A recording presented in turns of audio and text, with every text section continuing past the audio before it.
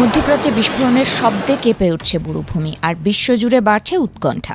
সংঘাতের প্রথম 2 সপ্তাহেই এমন এক চিত্র সামনে এসেছে যা ঘিরে তৈরি হয়েছে তীব্র বিতর্ক, সংশয় এবং আতঙ্ক। সামরিক অভিযানে ইসরায়েলের বিভিন্ন কৌশলগত এলাকা এবং মার্কিন সামরিক ঘাঁটি লক্ষ্য করে ক্ষেপণাস্ত্র ও ড্রোন হামলা চালিয়েছে ইরান। মঙ্গলবার অপারেশন ট্রু প্রমিস 4 এর আওতায় পরিচালিত এই অভিযানে লক্ষ্যভেদী সমরাস্ত্র ব্যবহার করা হয়েছে। এবারের বিশেষ এই অভিযানটি রমজান জুড়ে সকল শহীদ শিশু, বিশেষ করে মিনাবো স্কুল হত্যাকাণ্ডের শিকার শিক্ষার্থী এবং গতরাতে আরাক শহরে পরিবারের সাথে নিহত 3 দিনের শিশু মুস্তাবার স্মৃতির স্মরণে উৎসর্গ করা হয়েছে।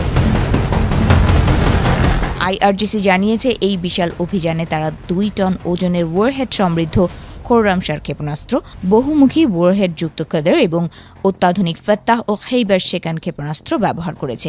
এছাড়াও ফাত্তাহ এবং কিয়াম নামক মধ্যম পাল্লার ক্ষেপণাস্ত্রের পাশাপাশি এক ঝাঁক বিধ্বংসী ড্রোন এই অভিযানে মোতায়েন করা হয়। হামলার মূল লক্ষ্যবস্তু ছিল ইসরায়েলি ভূখণ্ডের উত্তরাঞ্চল ও মধ্যাঞ্চলের নাহারিয়া, বেত শেমেশ, তেল আবিব এবং পশ্চিম কুদস সহ বিভিন্ন গুরুত্বপূর্ণ সামরিক স্থাপনা।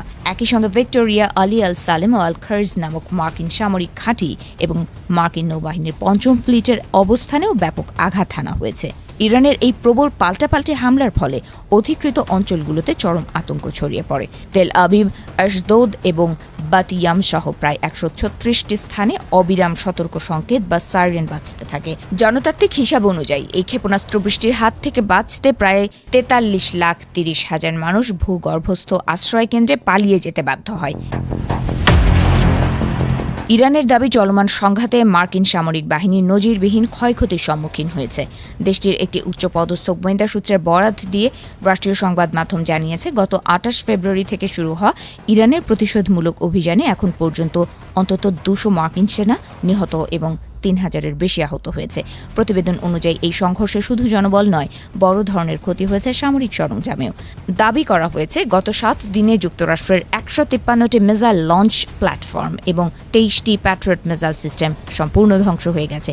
এছাড়া 37টি যুদ্ধ বিমান ও হেলিকপ্টার ভূপাতিত হয়েছে বলেও উল্লেখ করা হয়। আরও উদ্বেগজনক তথ্য হিসেবে বলা হয়েছে, এ অঞ্চলে মোতায়েনকৃত মার্কিন অস্ত্র ভাণ্ডারের প্রায় 43% ইতোমধ্যে ধ্বংস বা অকার্যকর হয়ে পড়েছে। ইরানি সূত্র আরও দাবি করেছে, যুক্তরাষ্ট্র ও ইসরায়েলের আকাশ প্রতিরক্ষা ব্যবস্থার মজুদ এখন আশঙ্কাজনকভাবে কমে গেছে। ফলে যুদ্ধ দীর্ঘায়িত হলে পরিস্থিতি আরও জটিল হয়ে উঠতে পারে বলে আশঙ্কা করা হচ্ছে। তবে এই দাবিগুলোর সত্যতা স্বাধীনভাবে যাচাই করা সম্ভব হয়নি। আন্তর্জাতিক পর্যবেক্ষকরা বলছেন, যে কোনো সংঘাতের সময় উভয় পক্ষই তথ্যযুদ্ধে লিপ্ত থাকে, ফলে এমন দাবিকে সতর্কতার সঙ্গে বিশ্লেষণ করা প্রয়োজন। ইরানের অভিযোগ, 28 ফেব্রুয়ারি তাদের সর্বোচ্চ নেতা আয়াতুল্লাহ সাইয়েদ আলী খামেনি এবং শীর্ষ সামরিক কর্মকর্তাদের লক্ষ্য করে চালানো গুপ্ত হত্যা অভিযানের মাধ্যমেই এই সংঘাতের সূচনা করে মার্কিন ইসরায়েলি জোট।